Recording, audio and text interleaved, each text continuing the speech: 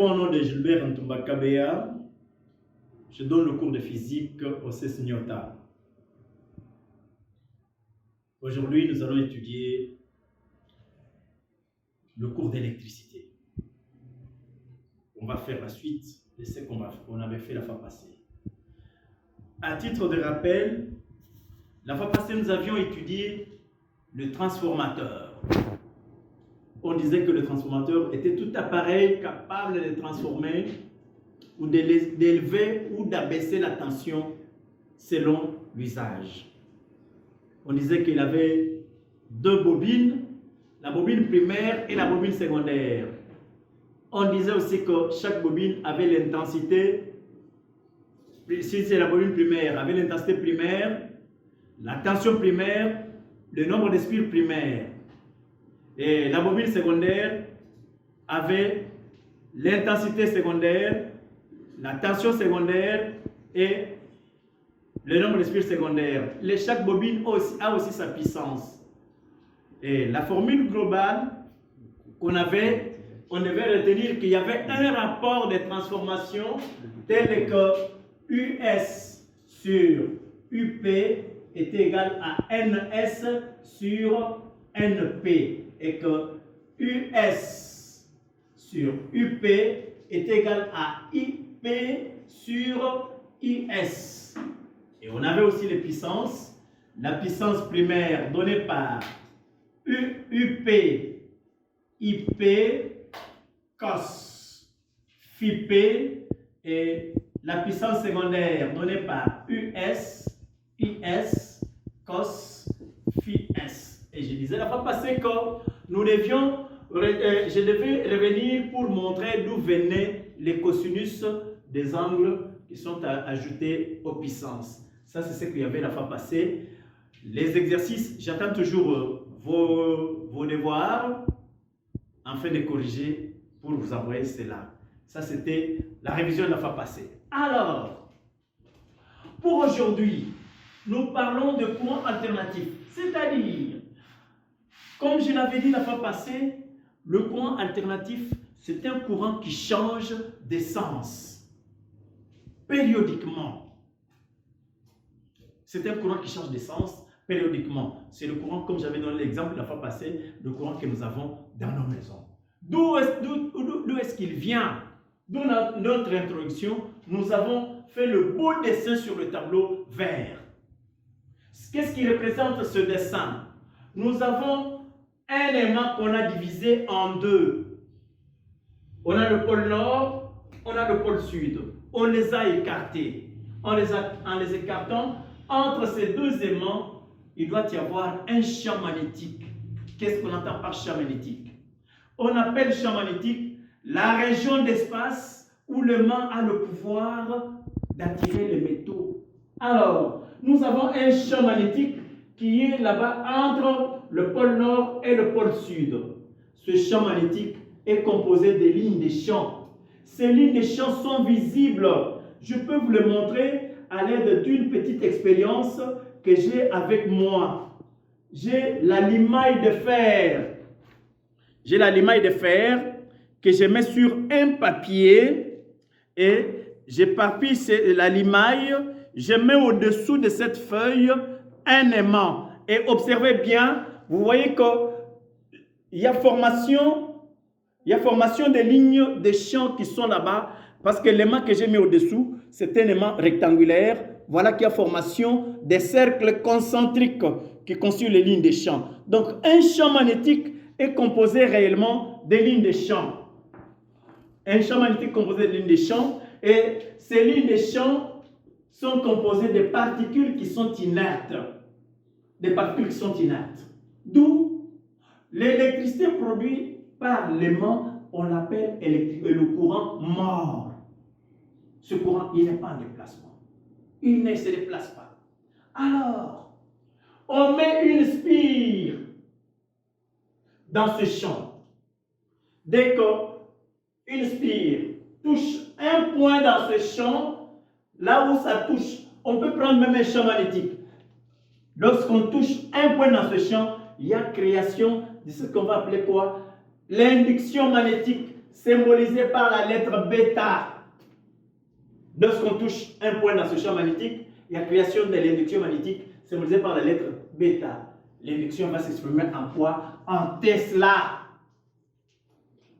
Alors, si on multiplie la surface du champ par l'induction magnétique, nous aurons ce qu'on va appeler là-bas le flux d'induction que nous avons représenté par le grand phi, qui est l'induction qui est par la surface. Et le flux s'exprime en quoi? En Weber. En Weber. Le flux s'exprime en Weber. Du fait que l'aspire est placé dans le champ, l'aspire n'est pas inerte. Cette spire qui est dans le champ doit faire un mouvement circulaire. Et ce mouvement circulaire est uniforme. Ce mouvement circulaire est régulier. Alors, du fait que ce mouvement est régulier, cette spire décrit une circonférence. Cette spire décrit une circonférence. Elle décrit une circonférence. Elle se déplace avec une force F. En tout point, on a mis la force F. Elle se déplace avec une force F. Elle décrit une circonférence. Elle fait un mouvement circulaire. Lorsqu'elle décrit une circonférence en faisant un mouvement circulaire, ce point qui était ici, en se retrouvant même quelque part pour contourner, excusez-moi, ce point balaye un angle, d'où l'origine des cosinus alpha qu'on avait l'autre fois dans le transformateur, cosinus alpha. Alors, ça fait un mouvement régulier du fait que l'aspire a la forme rectangulaire. Quand elle se retrouve dans une position verticale, elle n'est pas traversée par les lignes des champs. Dans ce cas-là, le flux est nul. Le flux magnétique est nul. Et quand le flux est nul, il n'y a pas de courant électrique. Quand elle se retrouve dans une même position avec les lignes des champs, le courant passe. L'aspire absorbe les lignes des champs. Elle va jouer le rôle de ce qu'on avait étudié en 5e, le paramagnétique. Une substance capable d'absorber les lignes des champs. Elle absorbe ces lignes des champs. Elle absorbe les lignes des champs. Elle va amener ces lignes des champs dans les bagues qui sont là-bas, en bas. Et aux bagues, on a lié les balais. Et les balais sont liés directement à un récepteur qui a la forme d'une résistance là en bas. Et le mouvement est régulier. Dans ce cas-là, le balai qui est là-bas absorbe, le balai qui est là-bas absorbe, et on conduit là-bas. Nous avons le courant alternatif, le courant électrique alternatif sinusoïdal. Voilà comment on peut produire le courant alternatif. Si vous irez à Inga, vous irez à Zongo, vous ne trouverez pas autre chose qu'un aimant placé quelque part, un aimant de grande dimension placé quelque part, et qui doit être tourné, qui doit tourner, qui doit faire le mouvement, soit l'aimant est inerte, une bobine est là pour tourner, faire un mouvement de rotation dans le champ d'éléments et absorber les lignes des champs, et c'est comme ça qu'on a le courant électrique. Ce mouvement-là doit être régulier, c'est l'eau qui doit faire tourner l'alternateur. Donc, nous avons le courant alternatif, courant alternatif sinusoïdal. Alors, lorsque l'aspire balaye un angle, le flux devient bêta fois surface, cos oméga t. Oméga, le mouvement, c'est la vitesse angulaire. La vitesse angulaire, on connaît déjà sa valeur. On connaît depuis le mouvement périodique que oméga est donné par 2pi sur t, soit oméga donné par 2pi n. T, la période, n, la fréquence. On va revenir là-dessus. Là, il y a aussi la tension N8. La tension N8 n'est rien d'autre que la dérivée de cette fonction par rapport au temps. On a dérivé et on a trouvé la tension N8. Il y a aussi l'intensité efficace qui est donnée par cette formule et qui est aussi donnée par cela. D'où vient ça? On a conjugué seulement. On a conjugué on a multiplié, on a I qui est égal à IM sur racine carrée de 2, ça nous donne IM racine carrée de 2 sur racine carrée de 2 multiplié par racine carrée de 2. Ça nous donne IM racine carrée de 2 sur 2. Et c'est que ça nous donne IM 1,41 à diviser par 2, ça nous donne ce que nous avons là-bas. Voilà d'où ça vient. Nous continuons notre bonhomme de chemin. Nous sommes là-bas. La tension efficace. Voilà la tension efficace. Voilà notre formule. La provenance de 0,707. Je venais de vous le dire tout à l'heure. Le courant alternatif, comme toute sorte de courant, produit les effets.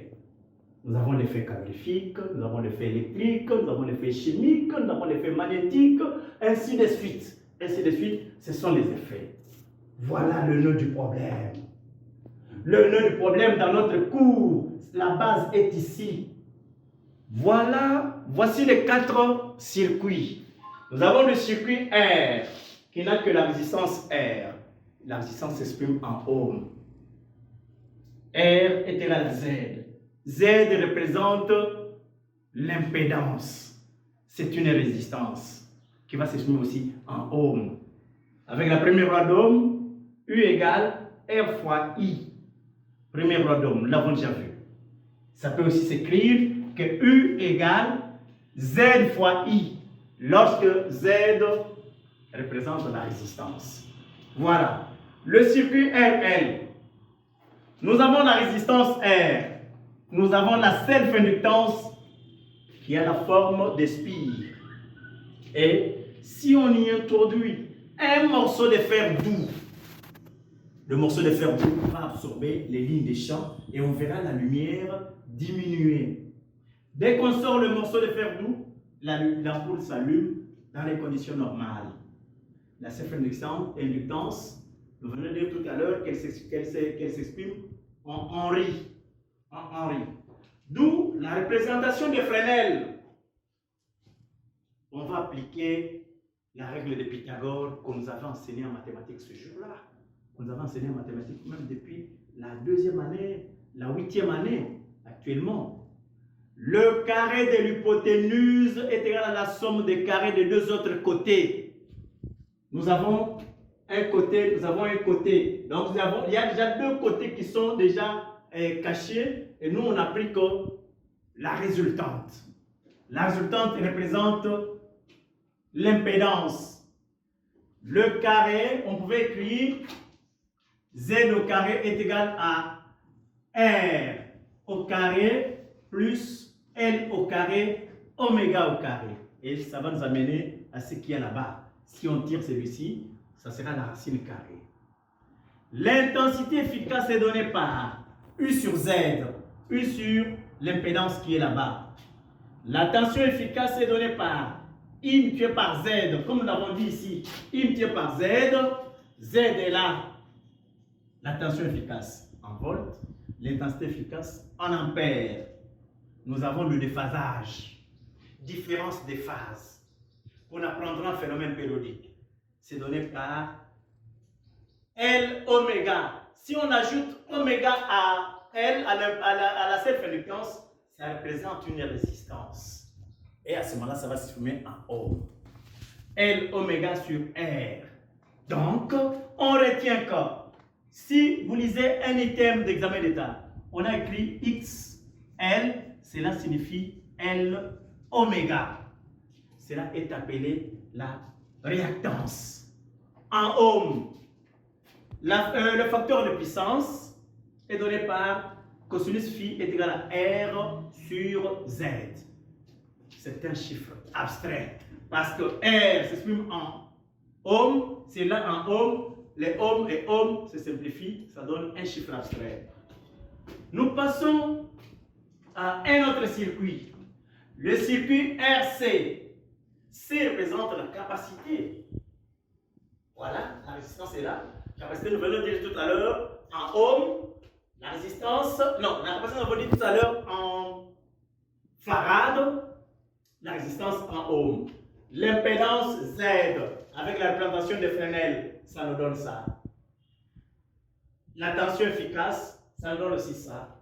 Et le déphasage est aussi donné par ça. C'est démontrable. C'est démontrable.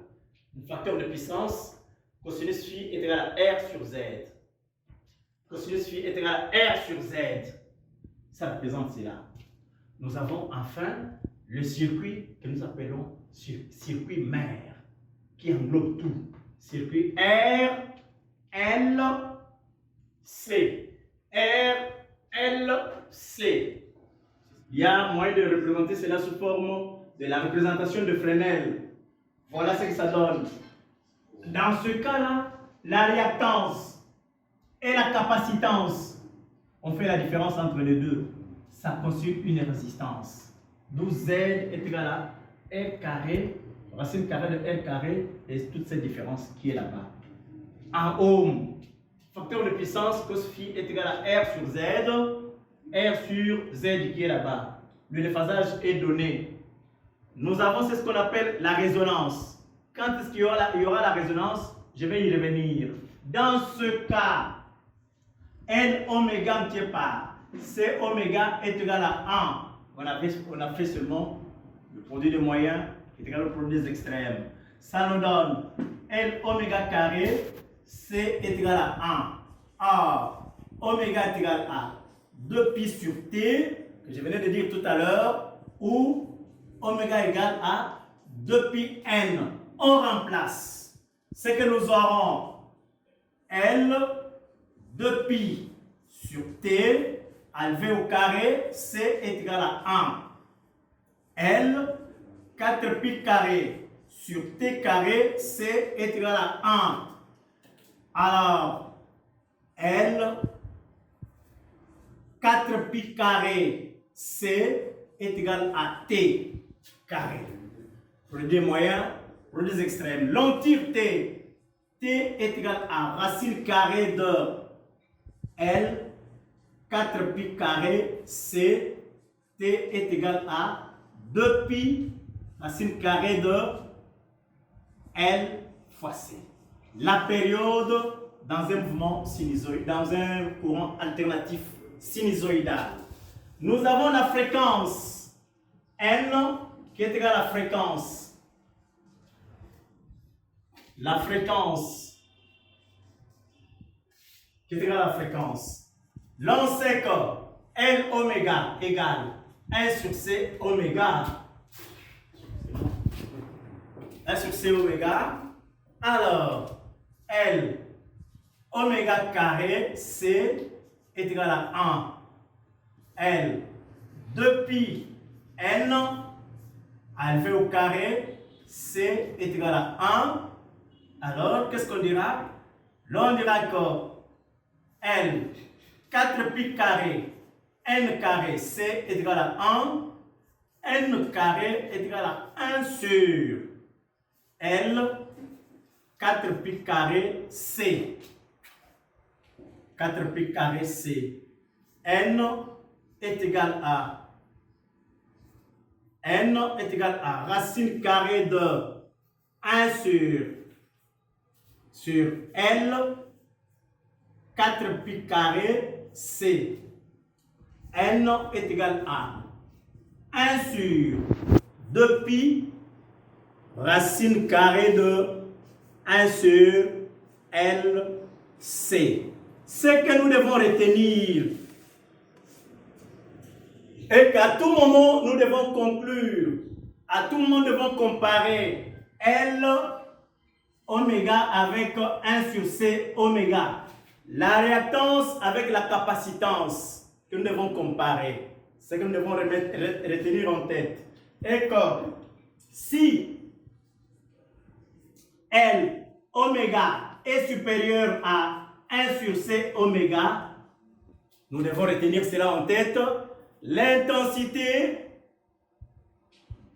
est en avance par rapport à la tension, ou la tension est en retard par rapport à l'intensité. Si L oméga inférieur à C oméga, l'intensité est en retard par rapport à la tension ou la tension est en avance par rapport à l'intensité. Si L oméga est égal à 1 sur C oméga, l'intensité et la tension sont en phase, sont en concordance des phases. Voilà tout ce qu'on pouvait retenir. Maintenant, nous passons à un exemple et puis je vous donne le devoir. Ok, on prend un seul exercice comme exemple et le reste vous allez le faire dans le fascicule que vous avez.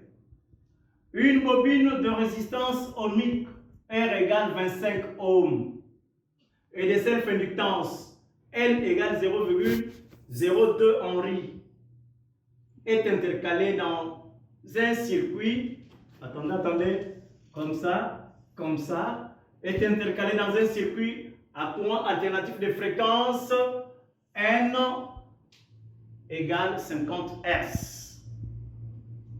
L'intensité efficace est de 3 ampères. Calculez l'impédance Z et la différence des potentiels de borne de la bobine. On a donné R qui est égal à 25 ohms. On a donné la self-inductance 0,02 Henry. Ça s'abrège comme ça.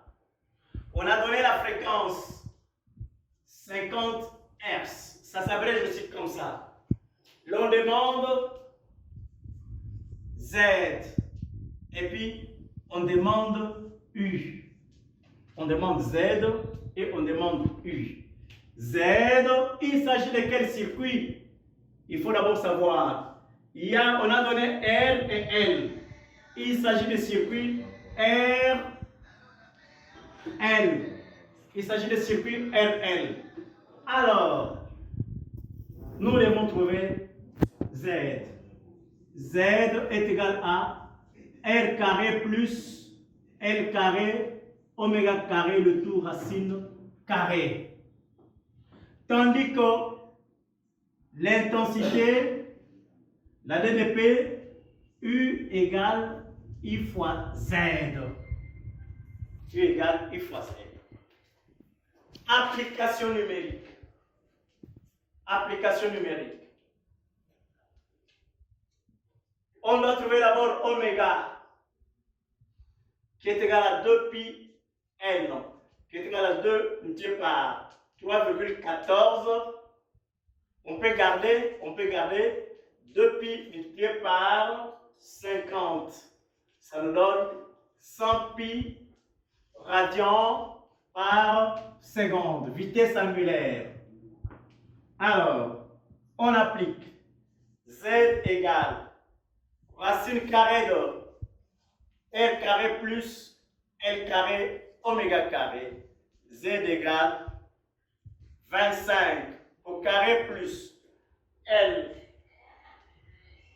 2 10 exposant moins 2 au carré. S'il faut ajouter cela ici, cela égale 2 10 exposant moins 2 Henry au carré multiplié par 10 exposant 2 pi à élever aussi au carré. Le tout racine carrée. Ça nous donne 25 multiplié par 25, 625, plus 4, 10 exposant moins 4, plus 10 exposant 4, pi carré.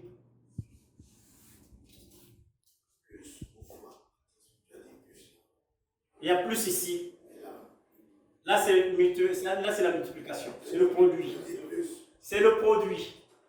C'est le produit, ce n'est pas la multiplication, ce n'est pas la somme. La somme est ici. Ça va nous donner 625 plus 4, 10 exposants, moins 4, 10 exposants 4, fois 10, car pi carré nous donne 10. On arrondit. Pi carré nous donne 10. Les deux tombent. Nous restons avec 625 plus 4 fois 10. Ça nous donne 625 plus 40. ça nous donne 665. La racine carrée de 665, ça nous donne 25,78. C'est Z, c'est en ohm. Voilà ce qu'il y a. On trouve la DDP, U égale. On prend la première loi d'Ohm. U égale R fois I. U égale R fois I. Égale R fois I. U égale R fois I qui est égal à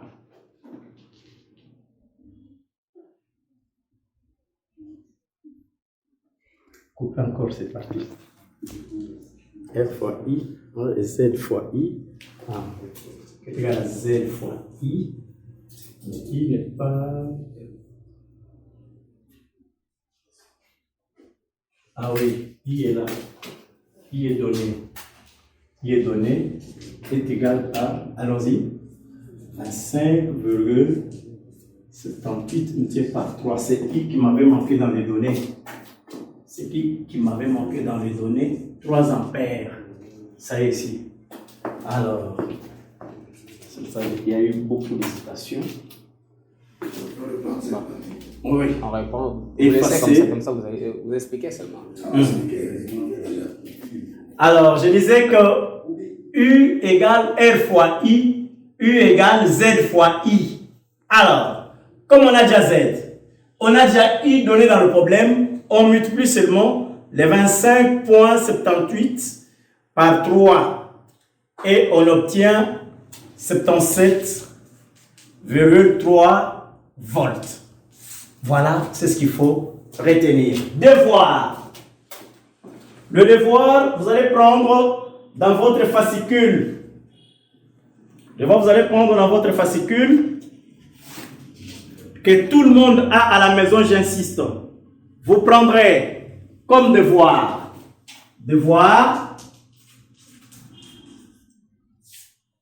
page 44 et 45, page 44 et 45, exercice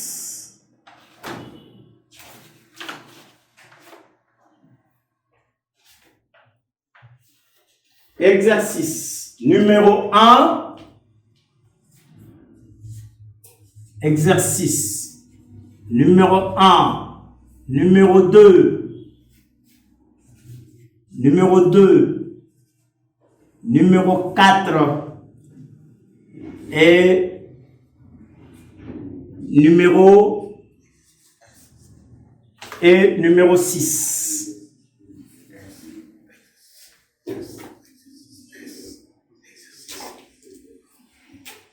Et numéro 6. Voilà les devoirs que vous devez remettre le jeudi. Aujourd'hui, nous sommes le 5.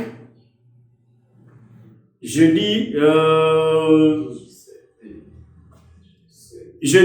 7. Que vous devez mettre le jeudi le 7. Je vous remercie.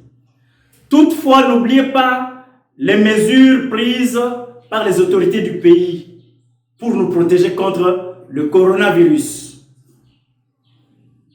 Soyez isolés. Si vous n'avez rien à faire, restez à la maison. Faute de quoi, lavez-vous toutefois les mains avec le savon pour vous protéger. N'oubliez pas le port de votre masque. Je vous remercie.